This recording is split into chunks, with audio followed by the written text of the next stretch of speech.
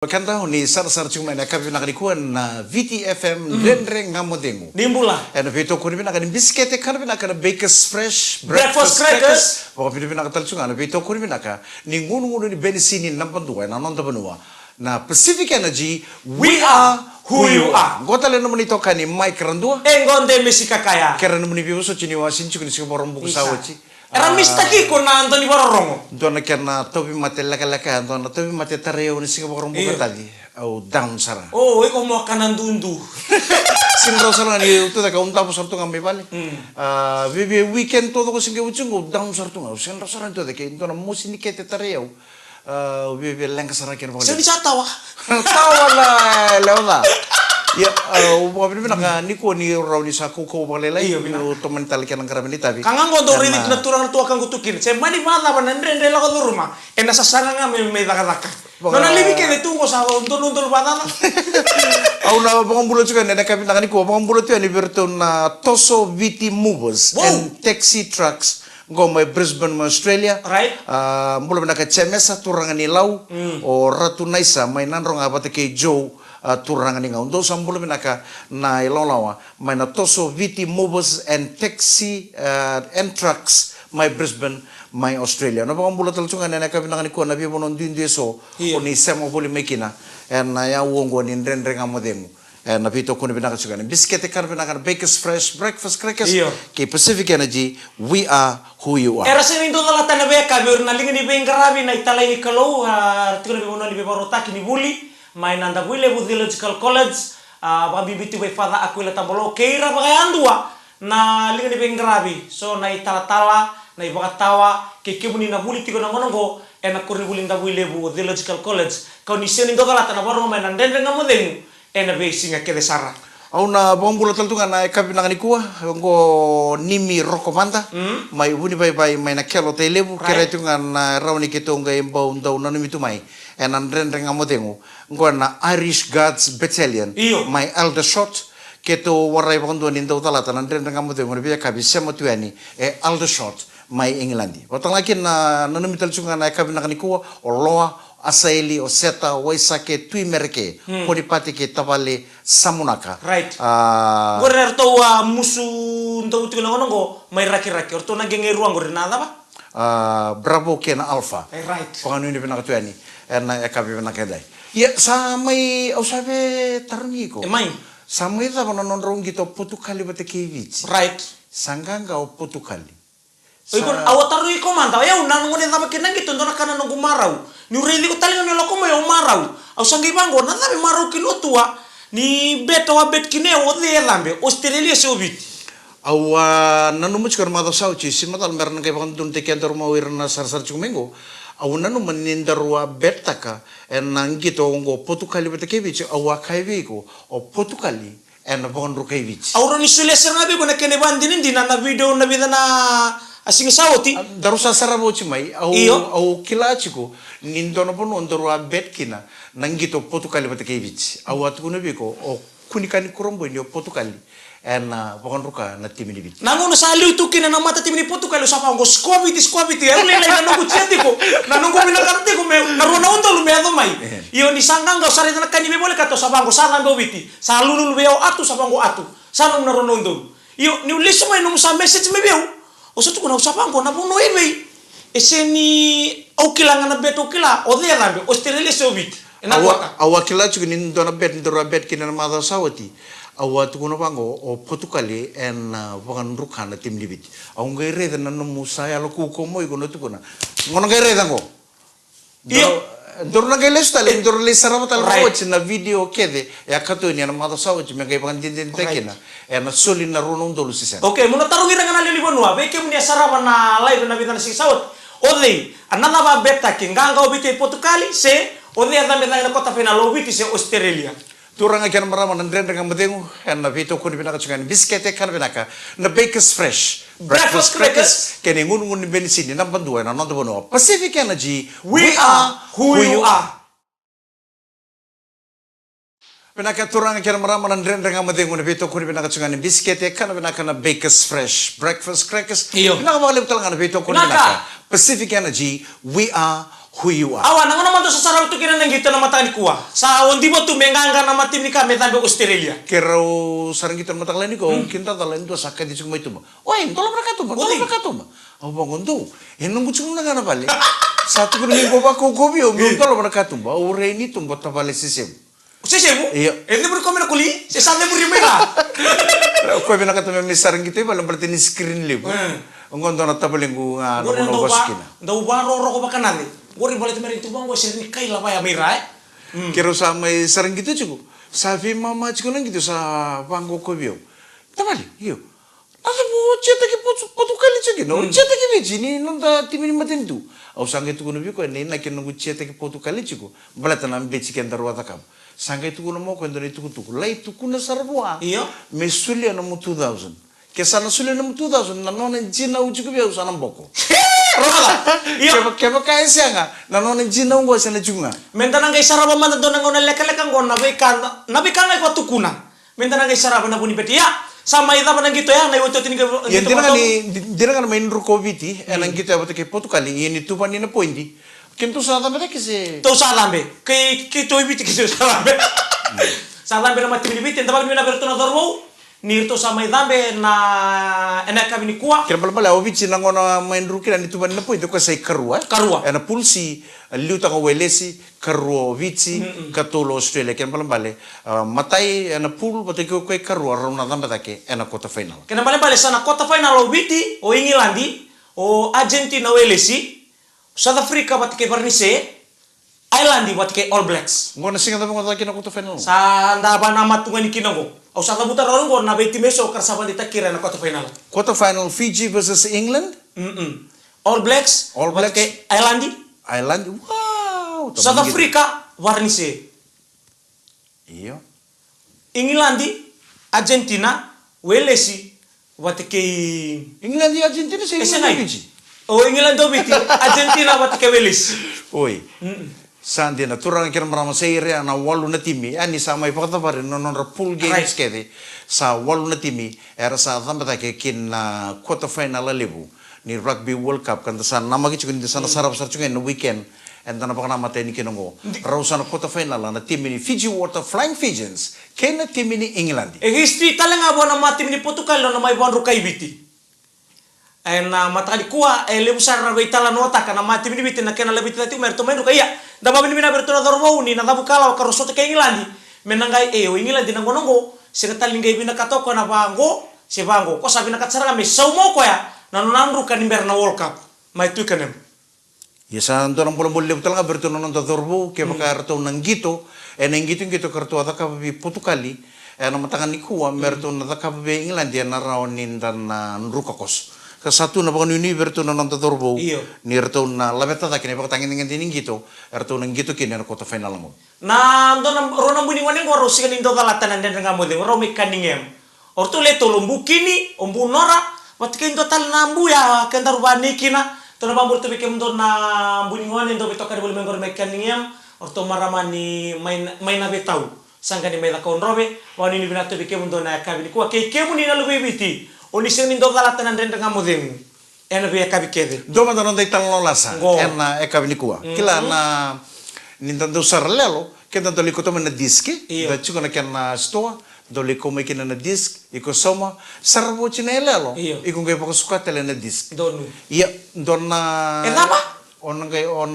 soma na disk ko to man may sarbo na lelo right iko sa may sarbochi iko ngai poko suka tele na disk poko suka les tele na store iko ko to me ken kamu soma nga nangono misarap kini sinum to do ko Ocha sanga indona yalo yalongo erro ekteki kina men boy kino Amitabh Bachchan bata kina tamatanda kino Amjad Khan so kata kila na yalo yalo kina sarap na buru-burungo sambau kandren ni matio men boy o men boy na mbulo tu nga meta benita na yalo ole mi pango dien sanga mbulo tu men boy ni raw senim kan roro erro naturanga rondo friend renre sarni munengono Endo bira wo Robert, endo James, rongon India ruro na ngone go be batuanga. Sangai dona singa, dan tambi chuka na matenisto konto politik na disco Robert. Oh, rongon. Ngole no na freno James mele pa kasukan dona disk. Pasuka pala dis. Pasar na sember ni imbito ko may pasuka sa iyo no Robert. Kira iyo. May na dis mulai saramad. Sember sa James. Ko elal madawa sarangan ko. Iyo, malata. Madawa ba? Saya nguru ekte kino amita bacan men boy. Otaki amjat kan ko ililin tamata. Iyo ko sarang guru besar. Saya iyo Robert. O quando ta sarana elalo. Me sarabo bango me lulu padu men boy se mentora mabobua se me mate men boy. Me sarabo naman. Sangay tukuno cukup ko James. Elalo madawa. Engeli mati kino men boy. Ele mate madawa. Sangay talonota ko James. Vi Robert nada na yalalo. Right. Tuno ko na yalalo mo. Gain do nangaw nang gay luluba do amjat kan ko na lilun tamata luluba do vi amita bacan. Padu lagi ko amita bacan mabuli besar nga na lilun tamata amjat kan. Ocha. Gain bichir to tuna nona bubale o amita bacan. Bichita mana tu cinano na ochina kira tuna lubiana ko gaila kon dona tua. Wili ka message la sa ituma. O ko gaila kon dona tua amita bacan. Nona la kon dona tua ya. Gai revenge o amjat kan. Nonang gay tunga mo amjat kan gay pamati tamana men boy iya pamati tamay men boy pamati chinay men boy pamati uchi men boy pamati rutunuluan gay bakaman rutubal dune saranang na vida uchi na kabiasa listu mena tuo amita bacan wando wositu moyo lesume na buyan gona wando wositu mo amita bacan nono wando wositu mo kan tisor tu wanda mama Pasal tu kami ko, ngeri tu mo komintela na may iro sobo na bali. Sara din sa kumbo tu na kumbo tu na bali. Kona lakan raya. Sa kilasar nga ko, dona lang ko. Gay po ka siro mo sumpo na was. Ni sabo ka siro mo sumpo na was, mesadi, wala ka na mati ni bali. Wala ka sarto nga mati na bali. Sa di tu ka na was, salan jo kami tabasan. Uy! Nanalan nga, sa di sir nga na bali. Di nga, materi ka tu ba? Sara din na tani, santa po tu, sama ti tu. Pakalita lilu santa buto nona na sama titu nauti na sama titu orto no lubena sa kama tu naban sa kata-kata sarangau ko kata-kata amita bacan nakasaya itu nakasangkita ka amita bacan ngai panggara ko ndona kame me sang ndona kang tanga meron ni panggara kin lilu tamata ngai redo ko ndona chikini ilu liu ka kali bang nona turung ame bango amita bacan ngai dam are ko sa commit self defense Gede, panggaro amita bacan dona tikini lulu mo kono tomi nga. Ko sa very nga and he committed self defense. Ko betu kuno ko and he committed suicide. Ela nakapkino. Kuno ko sa kata-kata amita bacan nakabisara dito ko lumana pala sangay turong ko dona tikini lulu. Are ko sa renga mo and he committed self defense. Turang aja maram nandre dengan modeng anu beto ko ni binaka ni biscuit kar binaka bakers fresh breakfast crackers o binaka talsunga beto ko ni binaka ni ngun ni beni sini na bodo na nondo bono Pacific Energy we are who you are. Turang aja maram nandre dengan modeng anu beto ko ni binaka ni biscuit kar binaka bakers fresh breakfast crackers o binaka talsunga Pacific Energy we are who you are. Itavi. Ebi mondo ko nangone nrilong. Nakamundo tuno ko torani kanda ko sandong message tuno ni ko ya. Tuno ko ni sandong message ko bi au chuma tuno ko ini ta iyo. Au sandong mo saranga na message ko ni panangone nrilong gori. Nisa nrilong ba ya? Akhirnya pala baka bikitu ya sa lo vasa. Isa. Mo kan au chuma ma. Iyo. Ebi mo to chukino ko ba? Eta mati. Te mati ko sing may dakaka. Pambote ni liwa nanraki. Pokoknya ini pernah ketemu bego out mama. Kunile mo juga na volleyball. Au hari di ko chungo bola, boleh mo juga na TikTok. Au mama iya nang geng-geng ay nandu na tombo na TikTok. Iya naman ini binatali nga bigir na bekanta be indo na maramatal nga singan lindo dalata. Au sa multa man aday maraman reu. Rause mo to may Sacramento. May Amerika bat ke lela ta bondi.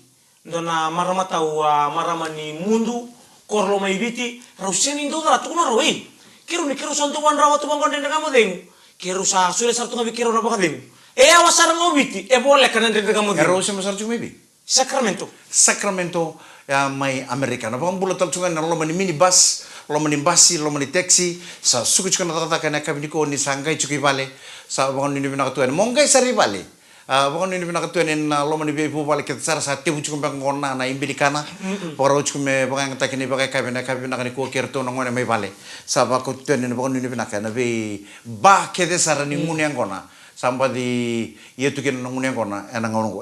Tadi sa au ngono wai chupa kapici au bombo chuka ngono ko au sana no me usa tingu mantan ngunyan kona mendo na bula. Iko re etapa ore ba. Au sinder Nung maranga no mumbulai. Au sinder ba kantor ka. Au no betu kono nga bi ko nyo kenta ko endang bula chuka no bura. Sule bi kenta na kalo no bakasa mo bakat tule wata ka kena ba na kana no bula. Pakata kana nunggu anggai na koro. Na nunggu anggai kor ni basu.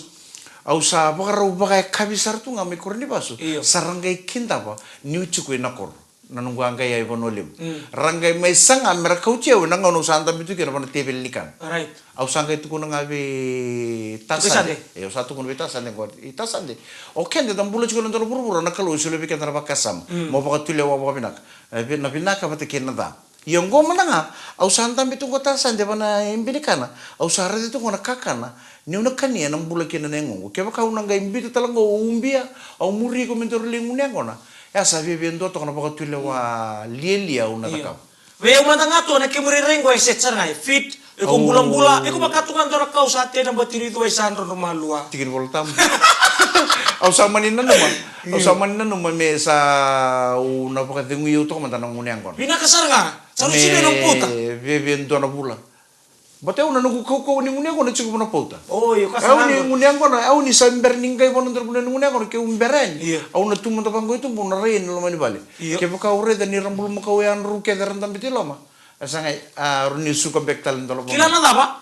Bina kata mo kanya nakakana uro, bina kata mo kana wai, bina kata mo kanya nakambi kakana bimbi, may nakata kaptur. Kila kasar na ba itu lalut niya ngomong. Napakairuin. Sanga, au sini makairiro.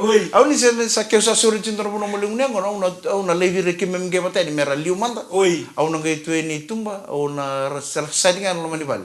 Au reta ngani ra bulmo kau ni siviar kita kono bulmo kau andru.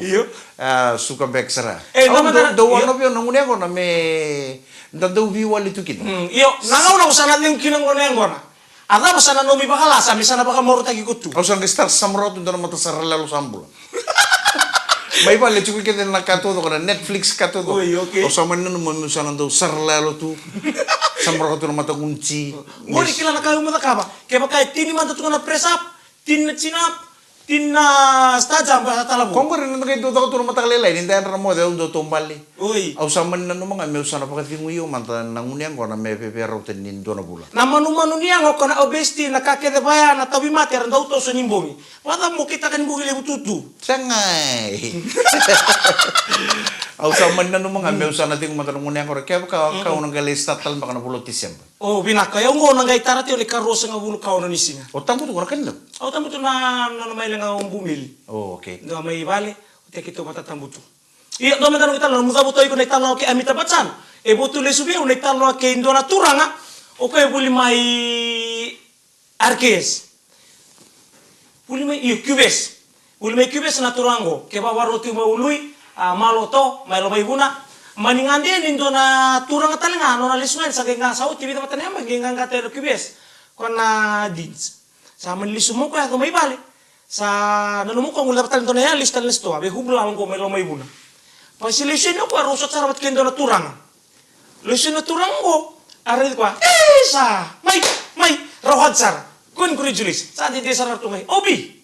Babi ni binakasar ngo ko, abi, madala. Ako ucapan turang balak, si madala kento na patir solibi. Sa tarong sarang o turangan ko, turangan ini tasiri, at tarong sarang abi ului. Rubuli bat lang. Iya, sarong atangan, obi. Akila sarang huli bat. Saro tiaro sabi talan mo samuni de ko na fulbe ke ara usa profesi tang ko na tim ni bit. Aga buta baya naturangan ni rabe kantarung ko. O tiaro sabi talan andalan non rubi talan sangai sang-sangati ko ului. Mikila o kau ko ibulin dina mai kasi buli mai bin. Sangai sangato ko mikila. Ala ko ala ko na bitalo sangai ba o kila na ikondo berita. Ako sa mukha na ditong kasi ni buli. Nangunya sale ka ba nangkas ya. O sa mulak tangan Turang leka-leka ba sumuway biya do to kapalay na uluna. Muy sarabyo. Kito nito mo ni mureo, kito to na ko ne, orang ko nang sarba ko level na muli. Kito na muli, struggle. Saba ka dire to sa binakati ko ului. Mikilaw kango impure dawa. Kaya kasasi ni kilala matanga nada ni. Nada ni kasi ulo mito kunong tanga manadin no nambure. Nada ni impure. Nada mo nang nada ni impure kito kana kito to ban rumon to ngam. Sangkay binakata to ko ului meron mo sa ramin muso na kito na, ili, Ocha. Eka bindurung kali kurogani, sandong. Oti harus sabimbiu. Rabimbiu sa. Kita na yan nito nambur kakala. Yes. Sa obiat ini nami tanong rabi ako sagay. Hey, Obi! O saan ka na naman ito moto ni Kuribuli? Nalama? No retreat, no surrender. Warna lalo. Turang kira marama na mga binaka tiwala mo na beto ko na binaka ning biskete kan binaka na Baker's Fresh Breakfast Crackers. Binaka wala betal nga beke mo ni nan reben lori ni sema chuma na kabini ko na lori ko na reben taka chingori. E rawita di ni karobi we kan binaka. Wata ke Pacific Energy, we are who you are.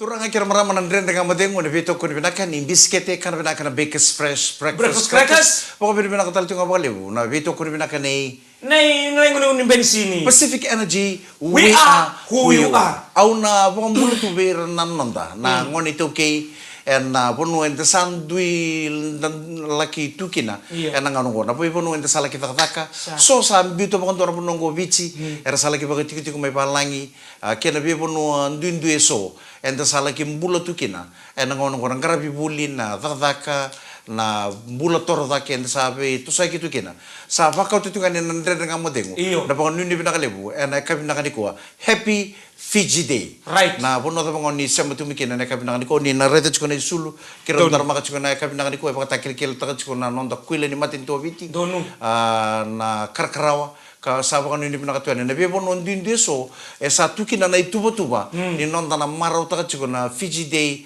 celebration na kena all day en singa sarngani mata. Lebu nabi puno enta kaita. Ini singa di bulan Oktober. Gaindaran nabi puno enta tara dikira ko sapa kilangan na nambuluni. Kara-kara bula-bula na sa romboti biti na kena tuku-tuku batal ga kena kena sala bata tu na timi ni banua eno na sa tambe tango na kota final sa ote tini ka ona na mbaki. Menga idambe tale ba ndu wango kina kota final no ndama timi o tu tini ngona rondol kabitu ngosai ay oti tin kaon nembaki. Sa kanina ng gitororo na kota final ngo. Uni sa may lutong ko na team ni Australia au sa na team ni Beach. Mai. Nabale utorang na tuwa kango. Sa na toko na team ni Beach mi tingo na kota final. Melaya ba na final me baka sa tuko na chiko tadi ngo ko sa rede chiko na team ni Beach na round ni na lakya ba na final. Na utami na bilo. Ya au rede chiko na ng gitor tu ka non to dorbo bota ke Georgia ke Portugal. E baka lutu viu men nang iba rauning gitu ortu apa karita ka Wales ke Australia. Entonces no me arto na labata ke balto England. O ko na bina kata saranga me se fresh tungang ko na non ortu anru ka mai tu ikenem. Mengai pangan din na takatali burubura. Ni ortu na pangan ru kai bici eno kota fa. Au bakatala no menganga na mati England di Samoa. Iya eu tulang ngori. Au sa sepak saranga na referee. Dona ka ure de chuku ni baka me sa Rautimi bota juga referee bata ke tiemo. Na non rua sanga saranga bakuko men ru kana tim ni England. Bala to ira ta Menganga England. Menganga England. Do batu na non ra yo na tier 1 nation Bala to ira tubir na ilabo, tubir na kato do ko men bala ta kera baruta ken dona timi. Menga la ko tuma dona timi tier 2 nation. Gai la ko tu ni na was Pacifica. Menga le bon ru kaira. Bala te no ira ngarambulia na lawan ira kabi. O ira ngaratuba na pools. Ni ado bira nanruka en nangito lebni buru bango du sang sarani torro du dasana ken noloman iyo mongeri dengan dar kene bandin dina ko ken dan dalo bina tu kene lucio vite pudu galese tu ken dan tambulo tu ken dan dina iyo koni sala beta o referee sa bukan si diskoa dange mata-mata gelis tele mai temo tale mboko tale Io con aure dentro una post ni voi se le servi en itu tu nungo tadi mai na buru tu ko nango ke nang gitu ra kabi tu voi se le servi o sember bondo ni sembo reda me sa tambaki ndo skoa sa dange tidur sa uci men ribestek tal ni tu ke me les tal vitemo men mboko da ni sanganindo na skoa sang talangani pa wili na dange dure ke oi ko tua ke sang mani solibe ko ngala mo salai ndau ni temo enan do nangauna kisah soto ubiti patikan dono was pasifikan ko patikan dono matimi mai na ponotan lapa na mo batu lewa na referee is the sole judge na uti ni bako tilowa do bono lo mani rara na bako tilowa ke no referee balata o kweta langa bola ka sar mai vitiemo bola ka sar chinga bana kaya do chulo menrara so kembala bale na uti ni bako tilowa na dhakan lo mani do rara mena bako tilowa ke no referee. Oh, no, tu kan orang list talua. So what is your what is your decision on that, ref? Me kuni sa kita nga kempa na balik. Kesapa chuke o referee, bakalenga tiemo. Sanang kaita po noni ta filo mendrara. Kandina. Boy. Dulu Iyo na- total nanu gitu ko ya ngo be ke muni na kanda be ke nango na itutu me nandre nga modeng. Be ke muni be ke na ngoni to okay. Ke baka tu bi na talent don daw interest be ka na ndoni batang CV. Lakat taki ko sarin ngo ngai next World Cup mengo. Sarin lo retal tu kita ka mo wala takati ni sona matanggali bango. Martango. Ni ride ke na be mata itu ke dera tu na lomani ko na be mata tu lele baratu ra baita bitu. En sosotana le uni burango. Kento no mas pasiba kapa kain rende sana mo ride kinendua. Membo baita bi ken mendoni batang CV. Ya me sambol embol teu ningo bikin itu. Minta sesang tai kenda minta rotaran qualify en dari batang CV ibura-bura. Total nga na itabile bu ndara itu kana be tim merang gitu tungon rugby World Cup o na zange mata. Sa klabe ke muni na dorbo undong gitu rugby ke paka chuko bi kono saula ta pina ko kila nion dau zange pina ke mata. Practice ta tu practice ta tu den sangan kila no mata le bida nem baki mengo ni bertal na rugby World Cup katara ba sa narawa nindo nan dau zange pina ka en na lore men ndo non to korbo bici sen ndo na men non to betu ya same pon lebu same na dolo ni non to bonua balaten dor ka lenga po lebu mon non tim melang ko na rugby World Cup o ko mo tang tang o bo pina ka lebu be Frank Lomani en na zange pina ka ka botoka en na soto bote ke Portugali en matangani ko solo da pina ka tala to ko non ni sab sabu Pina balik tanga be sim kurboli be kem do kesar boys. Ke makando ngai rai mai sar mai na live ni ndena kamodingo ke mamisada buten me babni bina le wiki mundo. Na buni tabile mundo ngaraba na kena dede mbete nan roti ni kebiti na quarter final. Wati kena mati miningilandu. oti ngani nonda itu na kabini ko ndena kambo ndo mandani talno Mai. ndona timini korongo Niyo. ko sangatu ni ndong gitora ka werne kena dorbu Oh isa.